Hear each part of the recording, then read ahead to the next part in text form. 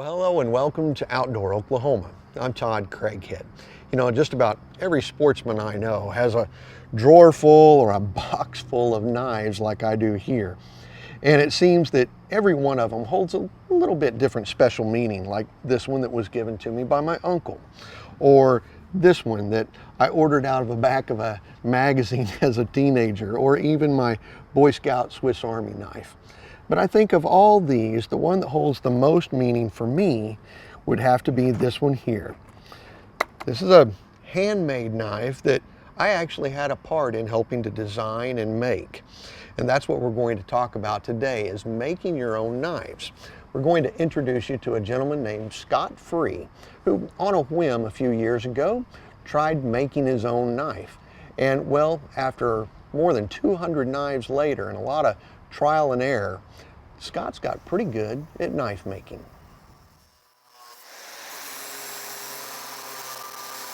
A couple years ago, I was given a knife for Christmas from my brother-in-law, and it was a handmade knife. I looked at that knife and looked at it and thought, I can do this. I can make these knives. It was made out of a file, and one night I just came out to my shop and I made one. I've been doing it probably close to 2.5 years, and I've probably made and sold 200 knives, maybe a little over, maybe a little under. I've used all kinds of different handle material, different kind of steels, and different size knives, and I don't use any patterns. I just get a piece of steel and draw the pattern on there, and how it turns out is how I planned it to turn out.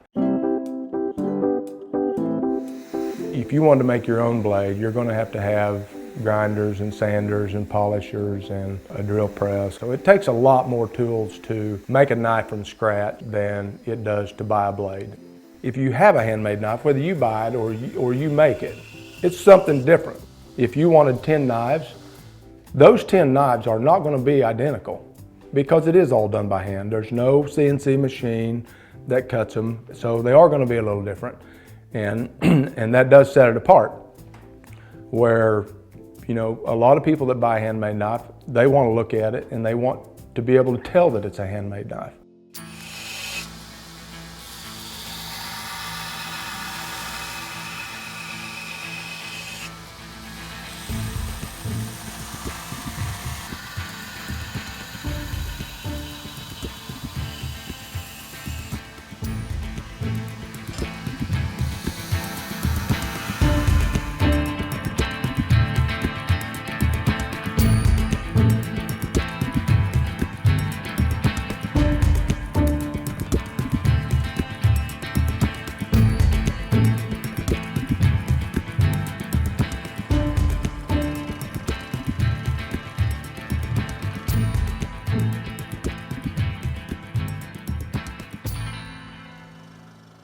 You know, there's people that make knives out of files, which I made a lot of knives out of files. There's a world of used files laying around about every junkyard. People have used truck springs, people have used lawnmower blades, and you can actually virtually buy any kind of steel you want. The main thing is to get a good high carbon steel that's going to retain an edge, and it's going to be tough. And it's, you know, if a guy takes care of his knife, it's going to last him a lifetime. And handle material, you can literally buy anything you want. You can buy all types of bone, you know, giraffe bone, camel bone, cow bone. You can buy ivory. You can actually buy mammoth ivory. That's, you know, there's a lot of fossil type material out there that's, you know, a lot of people say 20 to 50,000 years old. Now you can even buy that, and most of that is regulated by how much you want to spend. So you can, you know, and there's lots of decorative steels that you can use for, you know, you got nickel silver, you got sterling silver and copper and brass that you can incorporate into your knives also and into the handle. So you can pretty much buy or obtain what you want.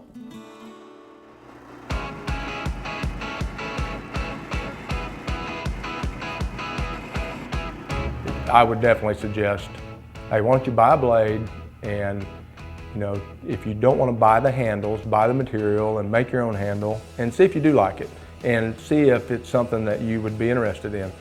You know, there's a lot of blades available, places you can buy a knife blade, you can buy the parts. There's blades out there that you can buy that are pre-finished, they come sharp, at as little as $10 or $11. Are they the best knife steel and the best knife you can buy? No, they're not. But, you know, are you gonna jump in and build a $400 or $500 knife for your first one? Probably not.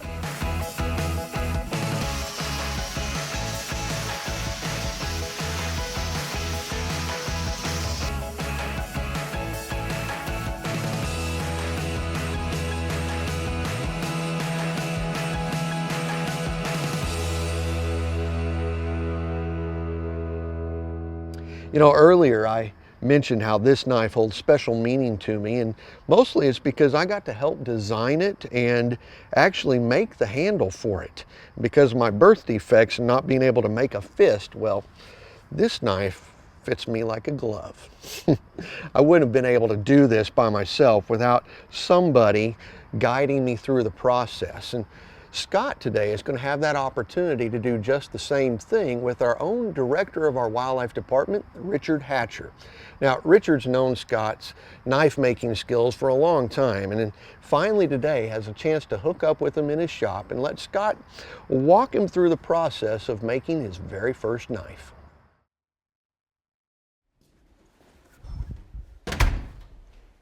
Hey Richard, how you doing? Doing good. Good to see you again. You too. Last Come to time do something? I did. You remember the last time you showed me your knives, I was so impressed. You offered to teach me how to make them. I will keep good on that offer. Oh, well, good. But, I'm excited. You here to make one today? I'm ready if you are. Let's go. I've been given custom-made knives before, and I just admired their beauty and the unique thing about them, that knowing that there's nothing else like this in the world except this one knife, I think just has appeal. It's like a work of art. It's like a painting that somebody would hang up on their wall. Well, Scott, you know I've been interested in learning how to make knives for a long time. I think the only thing greater than a hunter having a really good knife is one that he made himself. So I'm ready to learn. Okay. There's several ways we could do it.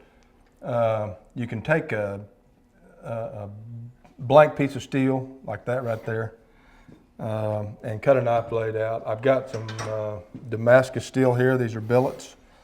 These are made billets. Those are beautiful. You can cut your patterns you want out of these.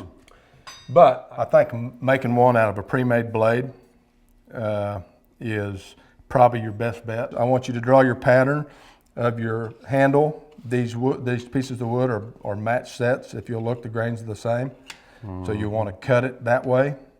So if you will draw your diagram on there, we will get that cut and get started putting your handle on there. There's a little bit of skill involved, a little bit of art, a little bit of creativity, and the great thing is anybody can start at any level they want to. I'm obviously going to start at the lower level, work my way up. Okay, let's go over here and we'll go to the saw and cut your handles out. All right. That's run by foot feet down there, power's on. So what you want to do is don't necessarily cut right on this line. Just cut right on the outside edge of that line. Okay. That's where your edge of your blade is. So cut on the outside edge, 1/8 of an inch or 1/16 or whatever. Gotcha. And if it's going too fast for you, tell me and we can slow it down.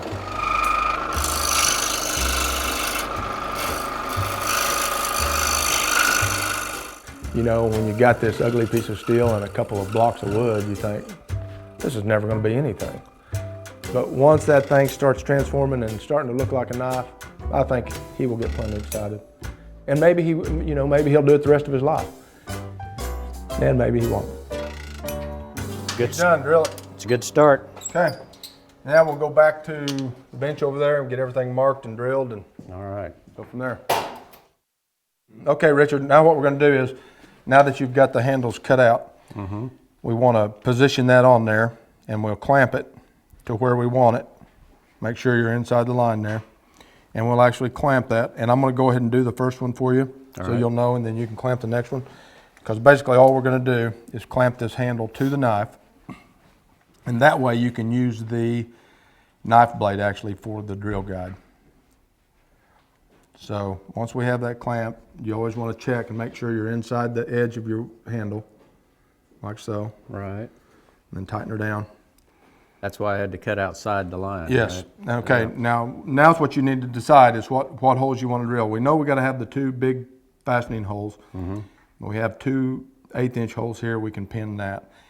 This hole back here is basically for a lanyard. If you wanted to put a cord through it, I use some on some of them. I usually don't on a knife this size. I usually use it on the smaller knives, like if it was a smaller knife and where people would Right. actually shove it down in a sheath, they can grab that lanyard to pull it out.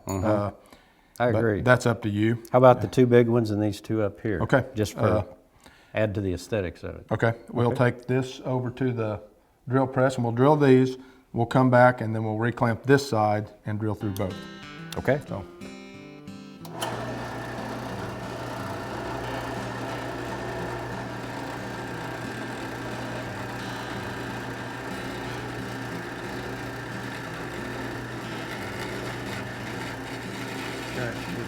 See if I can hit the other one. Pretty good for a blind guy. Not bad, is it? For a guy with bifocals. Yep. I was watching to see how much of this Scott knew and already had ready. He knew the drill bit sizes that would go with the rivets, so that was all ready to go. That would take some preparation for somebody who is new. You'd have to make sure you had the proper equipment ready to go to make it look as easy as Scott makes it look. I have a couple pins that I leave laying around, so you want to run 1 pin in there and 1 here, which lines up this handle on the left side of your knife. So when you use these rivets, basically right now as a dummy rivet. Okay. And the only reason I do this is because I like my pins to be exactly. I don't like any gap around them. I don't like any filler around them. So now that we have this handle pinned exactly where it's going to go on that, we'll take this other handle and we will line it up with that handle. So we'll line the front up Oh, yeah. like that. And then, now that we've got that lined up, we will put this clamp back on. And then once we get this clamped in position, get it tight, and then you want to pull your rivets. And that's my guide now. And now there's your guide. Yeah. So once you've pulled your rivets out, you'll know that's exactly where you need to drill. So when you come back to put your rivets in permanent, they'll be straight. You're right in the right place. So you drill all 3 at the same time. Once you do that, we'll be ready to pull it off, put the pins in, rivets in, glue it, and you'll be waiting for it to dry. Got it. Yeah, good.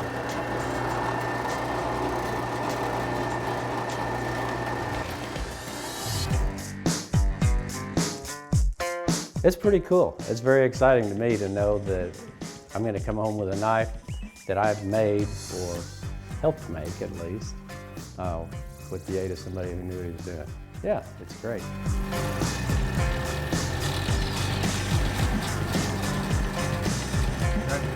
Yep. Okay.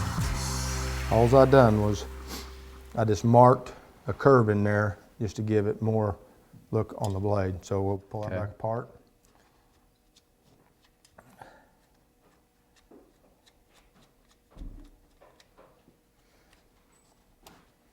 Take the blade out and put it right back together. Oh, okay. So I'm just going to put these back together to keep it all as one, basically. That way this doesn't move. So what we want to do, you're going to set this here, and as you do this, you're going to curve that up, okay?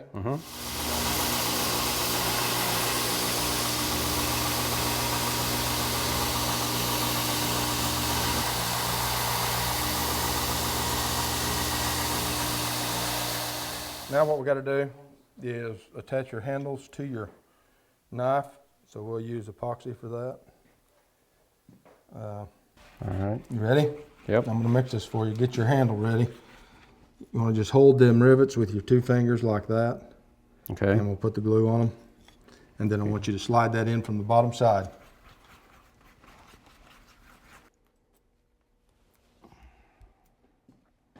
Leave the pins in. Yeah. Okay, now you want to put that, get your thumb off there, you're going to glue your thumb to it. Good idea. Good? Yep, as long as you got it all covered. It's covered. Okay, slide her in from the bottom side. There you go. Okay, just hold that right there. Here. Okay. All right. And did you make this vise yourself? Mm-hmm. I'm going to go ahead and glue this, put this glue on this side for you.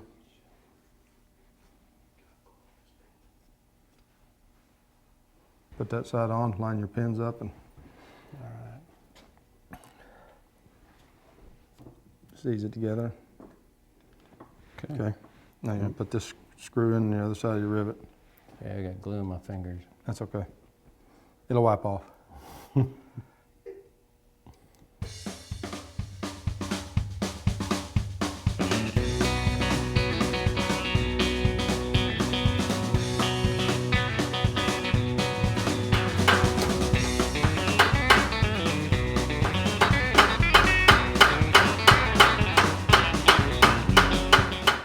What we want to do here is we're going to sand these down flush with the wood, okay? And we don't want to get them too hot, Okay. okay? So what we're going to do is I'm going to start you and I'm going to let you do it. The key is, look at this gap and you want that to be flat, okay? Yep. So you want to go a little bit like so. Because that stainless steel gets hot right now. Okay, I can see it. I can see how hot they are.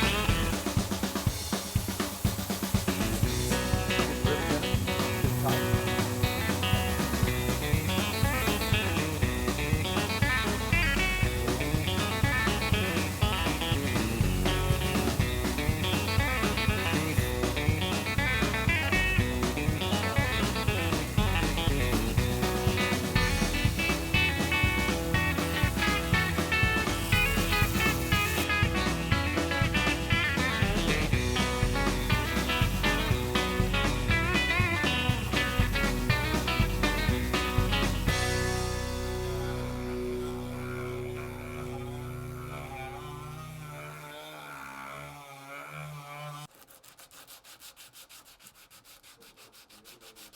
So once we get the basic shape of this that we want, all we want to do is smooth it up without taking a whole lot of material off of it.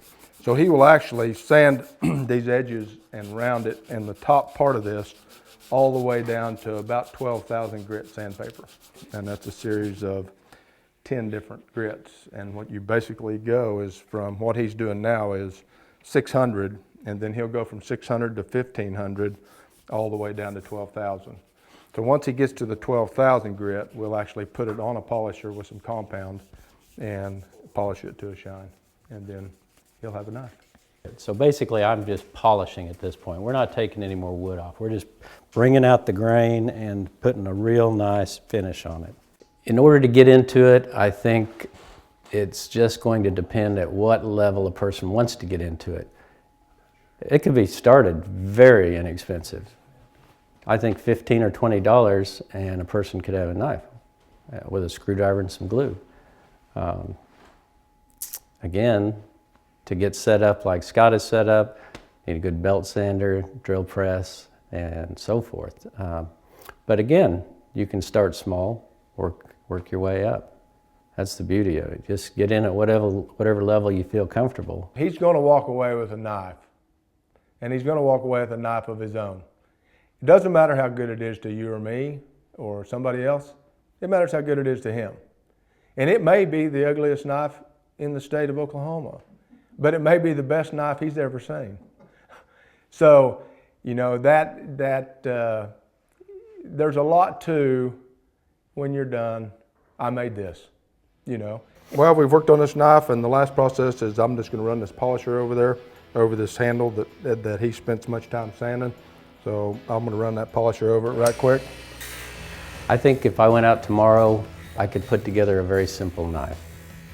And that's what I'd have, a very simple knife. If I wanted to make a work of art of it, something I could be proud of, something I could give as a gift to somebody, it's going to take a lot of work.